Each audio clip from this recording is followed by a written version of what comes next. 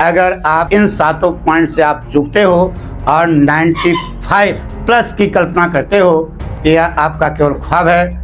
गाल बजाने से कुछ काम नहीं होगा, क्योंकि practice makes man perfect. Board की कॉपी पे लिख करके अगर आप अभ्यास करते हो तो आपके दिमाग में सेट रहेगा कि ये क्वेश्चन हम ऐसे करेंगे। अगर यह पूरा का पूरा आपका सही है तो कोई माइक बच्चा आपका नंबर नहीं काट सकता, और हम जो बता रहे हैं उसी से आएगा, उसके बाहर से कुछ भी नहीं आएगा बेटा।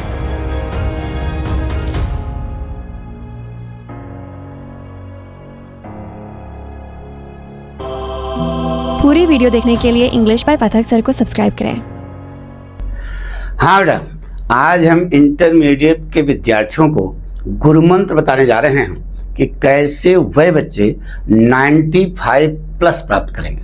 ठीक है, देखो बेटा, शुरू में जब हम पढ़ाते थे तो लड़के स्कॉलर होते थे, फिर भी उनका अंग्रेजी में नंबर कम आता था। तो पाठक ने नई नई ट्रिक सोची और वह बच्चों को बताना शुरू किया। तो आपको सच्चाई बताएं बेटा कि हजारों लड़के, अरे भाई 40 साल से हम पढ़ा रहे हैं, तो हजारों लड़के उस स्टाइल को अपनाए और परिणाम ये हुआ कि उनको 95 प्लस मिला। ठीक है, आपको हम बताएं बेटा कि कैसे आज 7 पॉइंट आपको बताएंगे, वह आपको बहुत ध्यान से सुनना है और इस वीडियो को अंत तक देखना है, क्योंकि लास्ट में हम आपको टाइम मैनेजमेंट के बारे में बताएंगे। ठीक है, एक चीज बताएं बेटा, कोई भी क्वेश्चन बिल्कुल सटीक होना चाहिए। उत्तर अगर आपका बिल्कुल परफेक्ट है तो निश्चित है कि आपको नंबर मिलेगा। कॉपी पर कैसे लिखा जाता है ये हम आपको वीडियो में बताते रहे हैं। ठीक है, लेकिन वह देखने से काम नहीं चले बेटा।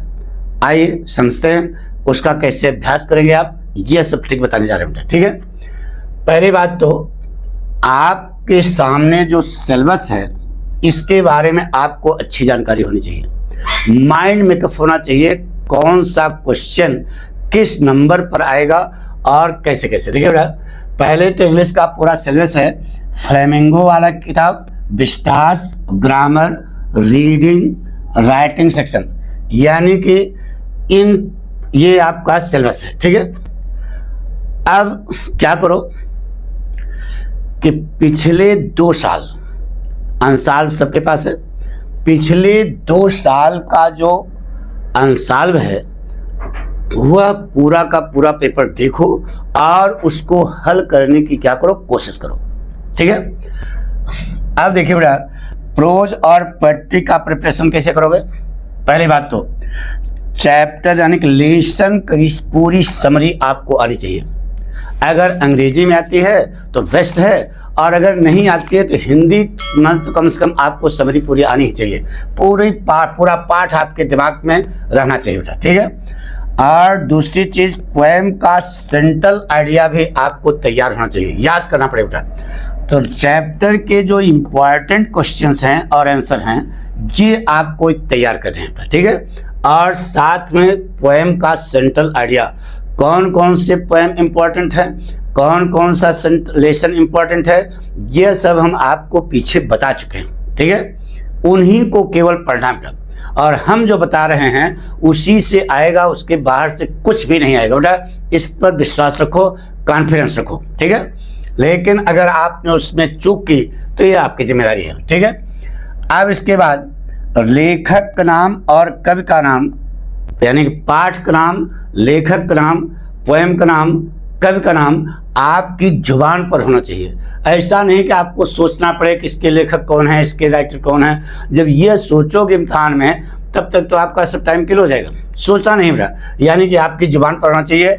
यह बिल्कुल नाम इनका याद रखो। ठीक है, ठीक है, और देखिए बेटा, हर पोएम की जितनी कविता है उसकी थीम आपको मालूम होनी चाहिए, और इम्पॉर्टेंट लाइन भी अगर आप याद कर सकें तो यह जरूरी है बेटा, क्योंकि सेंट्रल आइडिया लिखने में यह आपकी बहुत बड़ी मदद करता है बेटा। ठीक है, हमारी बात सुनो ना। अब जो भी आंसर लिखो, चाहे शॉर्ट लिखो अथवा लॉन्ग लिखो, चाहे जो भी, शॉर्ट आंसर लिखते हो तो पाठ का नाम, लेखक का नाम उसमें जरूर होना चाहिए। इससे 1 नंबर आपका पक्का हो जाता है बेटा। ठीक है, बाकी जो जवाब लिखोगे, कुछ न कुछ लिखोगे ना, तो आपको जो है 4 में 4 नंबर मिलता है बेटा, पूरे के पूरे नंबर मिलते हैं। लेकिन या और वो जो जवाब लिखो वह सरल भाषा में होना चाहिए। ऐसा नहीं गाइड्स रटे हो, गाइड्स रट के जाओगे, पता लगा वहाँ कोई वर्ड भूल गया तो पूरा सत्यानाश हो गया। कठिन वर्ड में आप लिख रहे हो, अब पता लगा स्पेलिंग आपने गलत कर दी, तो बताइए नंबर मिलेगा क्या? अगर मान लीजिए एग्जामिनर ने नहीं देखा, स्पेलिंग आपकी मान लिया सही है, लेकिन आप जब महसूस करोगे तो ये लगेगा कि यार यहाँ गलती हो गई, तो आपके अंदर जो है हीन भावना आएगी।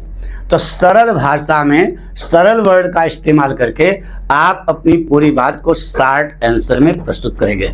लॉन्ग आंसर भी लिखते समय इसी प्रकार से, यानी कि शॉर्ट और लॉन्ग आंसर जो भी लिखो वह बिल्कुल सरल भाषा में होनी चाहिए। पूरी कॉपी पर कहीं कट पिट नहीं होना चाहिए। बात समझ रहे ना? तो इस प्रकार से अगर आप एक एक पॉइंट जो हम बता रहे हैं उस पर ध्यान दोगे तो सब कुछ आपको। अब आइए बेटा, अब आपका आता है ग्रामर सेक्शन बताने के लिए। ग्रामर सेक्शन में मैथ समझो बेटा, मैथ में जिस प्रकार से अगर सही होता है तो पूरे के पूरे नंबर मिलते हैं, उसी प्रकार से अंग्रेजी में ग्रामर सेक्शन है। अगर यह पूरा का पूरा आपका सही है तो कोई माइक बच्चा आपका नंबर नहीं काट सकता। ठीक है बात सुनो। तो अब वो ग्रामर सेक्शन, यानी यही ग्रामर सेक्शन अगर आपका सही हो जाता है तो 70-75 तो आपको फर्स्ट पेपर मिलता है, और 20-25 नंबर जो मिलता है वही 95 प्लस कर देता है बेटा। ठीक है, तो ग्रामर पोर्शन आपका बिल्कुल एक्यूरेट होना चाहिए। इसमें क्या क्या बेटा, सिंथेसिस आपका होना चाहिए, ट्रांसफॉर्मेशन आपका सही होना चाहिए, करेक्शन जो है वो सही होना चाहिए, और क्या बेटा देख रहे हो ना पूरा, यानी करेक्शन और नरेशन भी आपका बिल्कुल सही होना चाहिए। यानी नरेशन, सिंथेसिस, ट्रांसफॉर्मेशन और करेक्शन, यह पॉइंट अगर आपका सही हो गया तो निश्चित है कि आप बोर्ड परीक्षा में 95 प्लस गेन करेंगे, नो डाउट, कोई संदेह नहीं। ठीक है, और देखिए बेटा कम से कम इसका तरीका तैयार करने के बता रहे हैं बेटा, कम से कम 5 अथवा 10 synonym, antonym, one word, confusing word, idioms and phrase, यानी कि ये 10 नंबर का था ना, इसको आप रोज 5 से 10 रोज याद करें।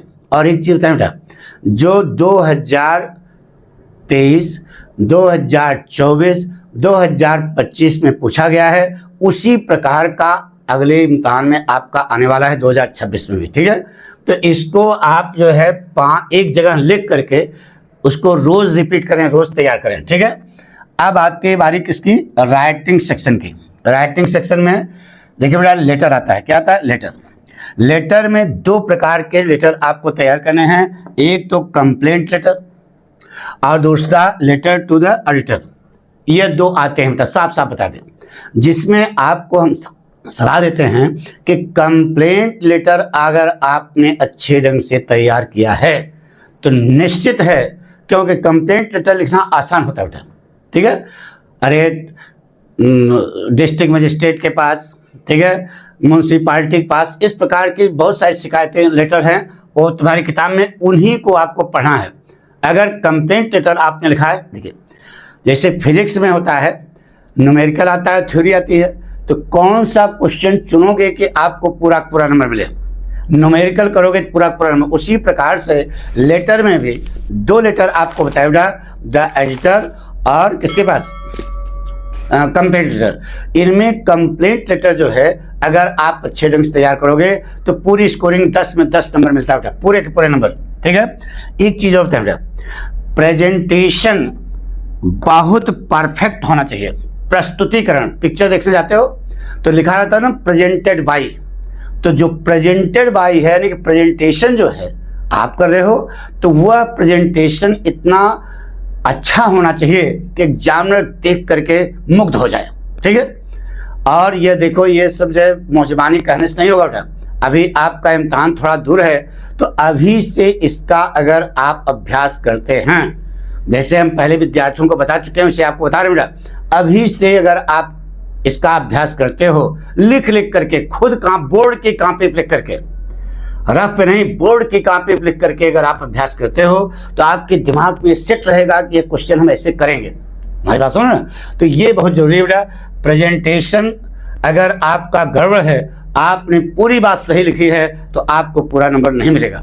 अगर प्रेजेंटेशन को, आप प्रेजेंटेशन कैसे करोगे, ये हम रोज आपको कॉपी पर दिखाते हैं कि लेटर कैसे लिखा जाता है, लॉन्ग आंसर कैसे लिखा जाता है, शॉर्ट आंसर कैसे लिखा जाता है, सब कुछ हम आपको कॉपी पर रोज बता रहे हैं बेटा। तो हम कॉपी दिखाने का उद्देश्य ये नहीं है कि आपको डिमोरलाइज करना। कॉपी दिखाने का उद्देश्य यह है कि आप कलम पकड़ो, बोर्ड की कॉपी मार्केट मिलती है, उसको खरीद लो और उस पर रोज जो है अभ्यास करो। ठीक है, हमारी बात सुनो ना। तो प्रेजेंटेशन बहुत ज़्यादा। और दूसरी चीज़, इजी और करेक्ट इंग्लिश सेंटेंस, यानी कि जो आप लिखें वह सरल भाषा में और जो सेंटेंस बनाएं वह बिल्कुल करेक्ट होना चाहिए। अब समझो, क्वेश्चन आया है प्रेजेंट में और जवाब आप लिख रहे हो पास्ट में, तो बताइए एग्जामिनर नंबर देगा? नहीं देगा बेटा, आपका नंबर काट लेगा। प्रश्न है प्रेजेंट में, जवाब दे रहे हो पास्ट में, या प्रश्न है पास्ट में, जवाब दे रहे हो प्रेजेंट में, तो बताइए एग्जामिनर आपको खुश होगा? नहीं होगा, नहीं नंबर देगा बेटा, आपका नंबर काट लेगा, पक्का है। तो ये सब चीज़ें ध्यान रखना बेटा, यानी कि सरल भाषा होनी चाहिए और जो आप जवाब दें वह बिल्कुल उसकी लैंग्वेज करेक्ट होनी चाहिए। ठीक है, अब आइए बेटा, आंसर राइटिंग इन टेक्स्ट। देखिए बेटा, आंसर जो आप लिखें कॉपी पर वह नीट एंड क्लीन होना चाहिए। क्या होना चाहिए? नीट, बिल्कुल साफ सुथरा होना चाहिए। स्याही का चुनाव बहुत मायने रखता है बेटा। जिस पेन से आपने जवाब लिखना है वह पेन पहले से ही आपके हाथ में बिल्कुल सेट होनी चाहिए। ऐसा नहीं कि अब आज से समझो कि कुछ कलम ऐसी होती हैं जिससे राइटिंग आपकी बनती है और कुछ पेन ऐसी होती हैं जिससे राइटिंग नहीं बनती है। तो एकाएक अगर इम्तहान जा रहे हो, सबसे बढ़िया पेन लेकर बैठे हो, लेकिन आपका हाथ उस पर सेट नहीं है, तो पक्का है कि स्पेलिंग कहीं गड़बड़ होगी, कहीं राइटिंग गड़बड़ होगी। वहाँ पर जो है कट पिट करना पड़ेगा, और जैसे कट पिट किया वैसे एग्जामिनर का मूड खराब होगा, आपका नंबर काट लेगा। यानी कि अभी से पेन जो खरीदो, आदत डाल लो कि हमको इसी पेन से बोर्ड परीक्षा में इम्तहान देना है। ठीक है, तो वह पेन आपके हाथ में सेट हो जाएगी, तो जो भी आप लिखोगे बहुत परफेक्ट निकलेगा बेटा, प्रेजेंटेशन बहुत जोरदार होगा। अच्छा, अब याद करने का तरीका आपको बता दें बेटा। याद करने का तरीका यह है कि कोई भी पाठ आपको याद करना, तो उसमें कौन पॉइंट वाइज छोटे छोटे पॉइंट बना करके याद, हेडिंग नहीं डालनी है, लेकिन पॉइंट बना करके यह बात बताई गई, यह बात बताई गई, यह बात बताई गई इस पाठ में, इस प्रकार से दिमाग उसको बैठाए रहो। ठीक है, यानी पॉइंट वाइज अगर आप पूरा पाठ तैयार किए हैं तो निश्चित है कि आप अपनी बात को अच्छे ढंग से कॉपी पर लिख लेंगे। अब इंटर्न पढ़ते हो यार, अब इतना तो थोड़ा बहुत मालूम होगा, टेंस वगैरह का ज्ञान होगा, तो आप उस टेंस को ध्यान में रखते हुए सरल भाषा में आप अपनी बात को कह लो। अगर आप अपनी बात लिखते हो अपनी भाषा में सही है तो एग्जामिनर खुश होकर के ज़्यादा नंबर देगा।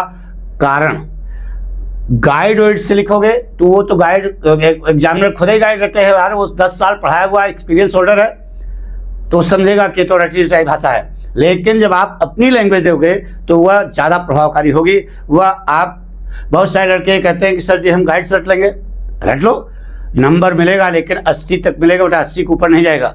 लेकिन अगर आपने अपनी लैंग्वेज दी है, अपनी भाषा लगा, सरल भाषा में लिखा है, तो एग्जामिनर्स को देख करके बहुत ज़्यादा प्रभावित होगा, आपको पूरे के पूरे नंबर देगा बेटा। ठीक है। अच्छा, एक चीज़ और बताएं तो, लॉन्ग आंसर, सेंट्रल आइडिया लड़के लिखते हैं लेकिन अंडरलाइन नहीं करते। अगर आपने अंडरलाइन करने से मिस कर गए, यानी कि आप अंडरलाइन लॉन्ग आंसर लिख रहे हो, अंडरलाइन नहीं कर रहे हो, तो पूरा वो तुम्हारी चिट्ठी पूरा पढ़ेगा थोड़े, वो तो जो अंडरलाइन के रहोगे वो जो है देखेगा। अगर वो सही है तो पूरा उसको पढ़ने के होते सीधे मारेगा खट से और पूरा पूरा नंबर देगा।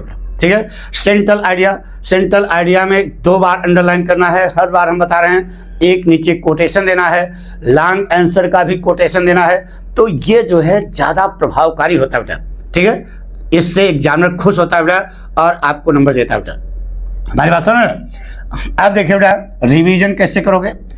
आपके पास कम से कम 24 घंटे हैं, ये कम से कम 2 घंटे आपको अंग्रेजी के लिए आज से रोज देना है। 2 घंटे, ज़्यादा नहीं बेटा, केवल 2 घंटे में आप यानी कि रोज इंग्लिश को दो 2 घंटे अगर आप देते हैं तो निश्चित है कि 95 प्लस जाएगा बेटा, ठीक है।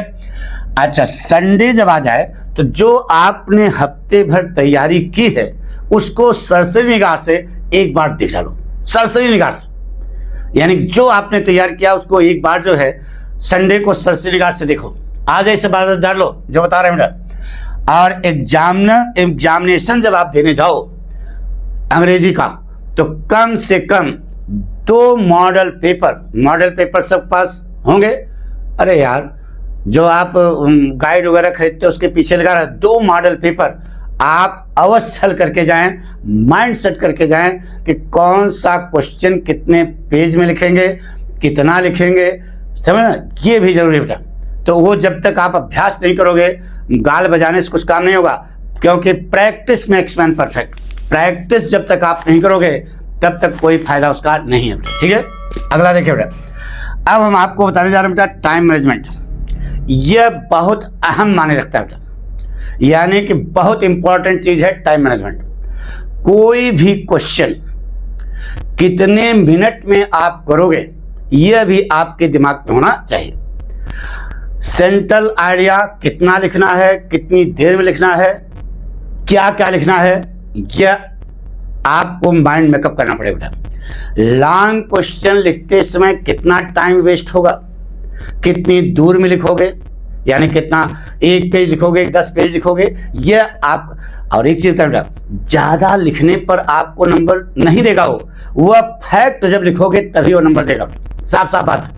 अगर सेंट्रल आइडिया आ गया तो सेंट्रल आइडिया में about the poet, about the poem, फिर सेंट्रल आइडिया, फिर क्रिटिकल अप्रिसिएशन, ये सब नौटंकी करोगे तो आपका टाइम किल होगा। और 4 ही नंबर का क्वेश्चन है तो आप जो है उसको पहले केवल सेंट्रल आइडिया पूछता है तो कवि के बारे में और कविता के बारे में लिखने की क्या जरूरत है, उसका क्रिटिकल अप्रिसिएशन लिखने की क्या जरूरत है। मेन थीम क्या है कविता की, वह सेंट्रल आइडिया में होनी चाहिए, वह आपको लिखना होता है, ठीक है। तो ग्रामर पोर्शन कितनी देर में करोगे, लेटर के लिए कितना टाइम दोगे, ये एक दिन में नहीं होगा बेटा, इसको समझ लीजिए। यानी कि यह निरंतर अभ्यास करने से होगा। आर्टिकल कितनी देर में लिखोगे, कितना लिखोगे, ये सब आप माइंड मेकअप अभी से कर लो। और यह भी अंदर भाव न रखना कि अरे यार हम तो आर्टिकल जो है आधे ही पेज लिख पाए, आधा पेज नहीं, कम से कम वो 150 वर्ड है तो 150 वर्ड का मतलब 1.5 पेज होना चाहिए। लॉन्ग आंसर है 80 वर्ड का है तो कम से कम 1 पेज में आना चाहिए। अब आप से लॉन्ग आंसर लिखे 3 पेज तो सोचोगे वो ज्यादा नंबर देगा, नहीं देगा बेटा। तो आप बिल्कुल टाइम मैनेजमेंट बहुत जरूरी है। कौन सा क्वेश्चन कितनी देर में आप करोगे यह आपका अभ्यास होना चाहिए। और ध्यान रहे कि अगर आप इन 7 पॉइंट से आप चूकते हो और 95 प्लस की कल्पना करते हो तो यह आपका केवल ख्वाब है, यह कुछ नहीं और कुछ नहीं।